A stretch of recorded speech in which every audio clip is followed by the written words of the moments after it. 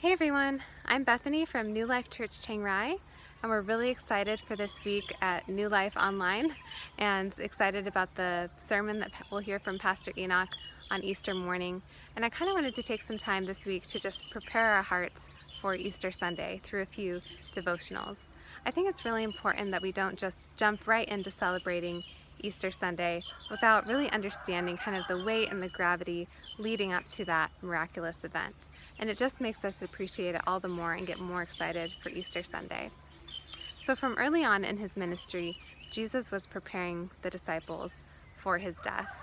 And anytime it was brought up, they pushed back on that and denied that. They did not want to believe that their beloved rabbi was going to die.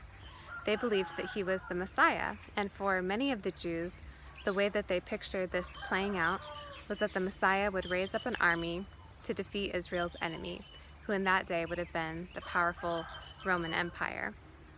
So for Jesus to talk about dying before any of that conquering had happened, in the eyes of the world, that would just mean utter and complete failure. So I wanted to look at this passage this morning, Luke 19:28-40.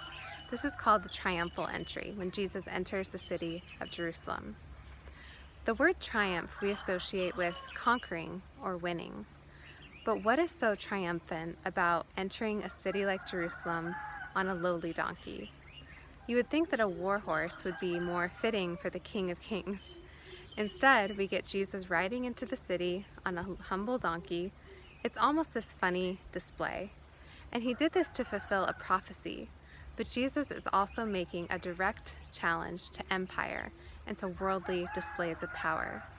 Because you contrast this with how someone like Pilate, the Roman governor, would have entered the city. He definitely would have entered on his most beautiful horse or chariot, surrounded by armed guards and lots of fanfare, to really show the power and strength and force of the Roman Empire.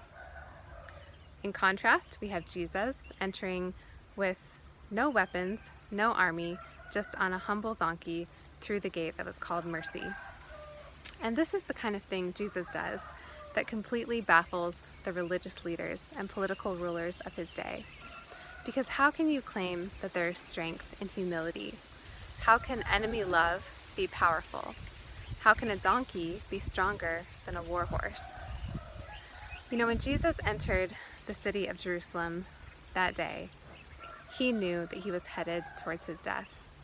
This was a death march. How can a death march be a triumphal entry? Let's not lie to ourselves.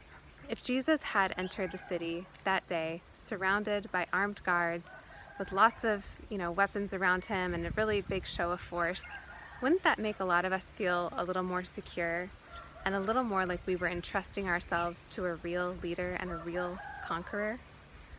But up until the end, Jesus resists the siren songs of empire, and he fearlessly paves the road to a new creation where it's the humble, the meek, and the peacemakers who are leading the way. So if our idea of strength and power is somehow still tied up in physical strength, or in militaries, or in our country being the greatest, we're the ones that need to change our hearts like the disciples did. We need to submit to the real strength and humility of Jesus, the humble King, who rode into the city on a donkey, and fearlessly follow him into the new creation this week.